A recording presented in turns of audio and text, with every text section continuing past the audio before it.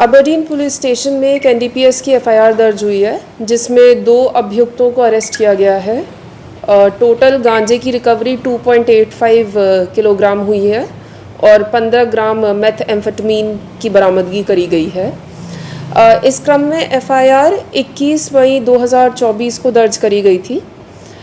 हमारे पास एक credible information आई थी कि एक ये लड़का है कार्तिक, 25 साल का, जो कि एक फार्मेसी में बुनियादाबाद में काम करता है और ये गांजा की डील करता है। क्रेडिबल इन्फॉर्मेशन पे पुलिस ने रेड करी कार्तिक के घर पे, जो मिडिल पॉइंट में है, जहाँ से 250 ग्राम गांजा और 15 ग्राम मेथएम्फेटामीन की बरामदगी करी। इसके बाद एफआईआर दर्ज करके जब पूछताछ करी गई तो इसमें पता चला कि कार्तिक ये नशे का काम अपने एक दोस्त महेश के साथ मिलकर करता है।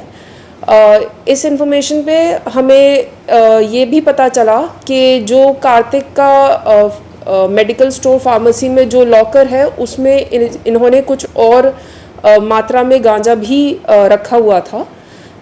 पुलिस टीम इस सूचना पे रेड करने के लिए गई, जहां से हमें एक बैग में 2.6 केजी गांजे की और बरामदगी हुई। साथ ही में जो कार्तिक का साथी महेश था, वो भी फार्मेसी से ये गांजा बरामद करने की कोशिश कर रहा था, लेने की कोशिश कर रहा था। तो सूचना मिलने पर हमने महेश को भी पकड़ा और इस क्रम में महेश को भी इस एफआईआर में अभियुक्त बनाया गया है। महेश पे 2022 में अबरडीन थाने में एक एनडीपीएस की एफआईआर पहले भी हो चुकी है, जिसमें 900 ग्राम गांजे के साथ महेश को पकड़ा गया था। अभी इन्वेस्टिगेशन और पूछताछ जारी है। ये पूरी कार्रवाई अबरडीन में इस समय इंचार्ज एसएचओ हैं इंस्पेक्टर मिथुन कटोनिया, इनके साथ एसडीपीओ साउथ अंडमान के चार्ज में योगिता शर्मा हैं। इनकी अगुवाई में पूरी कार्रवाई करी गई और जैसे इन्वेस्टिगेशन आगे बढ़ेगी तो अगर और कोई हमारी कोई इन्फॉर्मेशन प्रकाश में आती है तो आपके साथ शेयर किया जाएगा। साथ ही में मैं ये भी बताना चाहूँगी कि साउथ अंडमान पुलिस नशे की ये जो हमारे द्वीपों में एक प्रचलन चल रहा है, इसको पूरी तरीके से ख़त्म करने के लिए बेजोड़ कोशिश कर रही है। आगे भी हमारा निवेदन है जनता से कि अगर किसी के पास कोई भी ऐसी सूचना आती है कि कोई व्यक्ति, कोई स्टूडेंट नशे का प्रयोग कर रहा है या नशे का कारोबार कर रहा है, तो मेरा निवेदन रहेगा कि पुलिस को ये सूचना दी जाए ताकि हम इस पे कड़ी से कड़ी कार्रवाई कर सकें।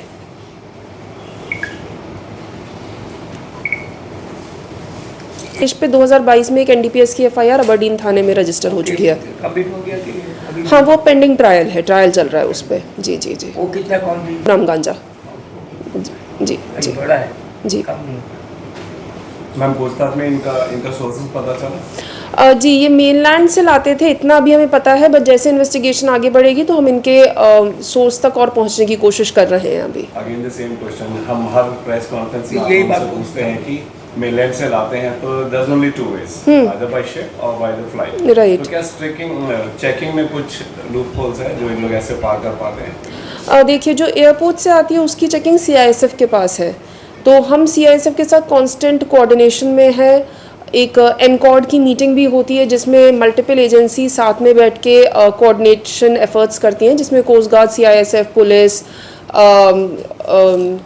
नेवी, सारे लोग साथ में मिलते हैं।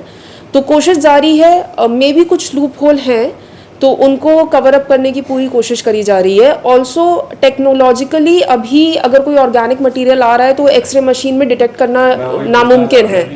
जी जी, तो ये एक्सरे मशीन्स में डिटेक्ट नहीं होता है, तो जिस वजह से ये चीज़ें द्वीपों में आ जाती हैं। जी, इसमें 2 ड्रग्स का जो है बरामदगी हुआ है, तो क्रिस्टल मेथ का बरामदगी हुआ है, वो भी क्या मेनलैंड से इंपोर्टेड था या वो अभी पूछताछ अभी उसमें चल रही है। अभी उसका सोर्स का जैसे इन्वेस्टिगेशन होगी तो हमें पता चलेगा। अभी इस पे आई कैन नॉट कमेंट। हम जो इंटर आइलैंड जो ट्रांसपोर्टेशन है उसका सिक्योरिटी जो आउटर आइलैंड्स में है वो अंडमान निकोबार पुलिस ही देखते है।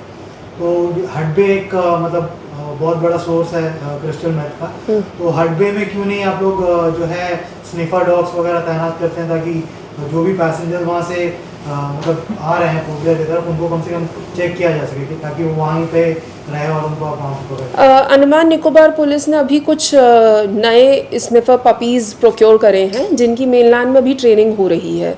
जब एक बार उनकी ट्रेनिंग हो जाएगी तो जैसा आपका सुझाव है हडबे में भी उनकी तैनाती करी जाएगी। Right, thank you.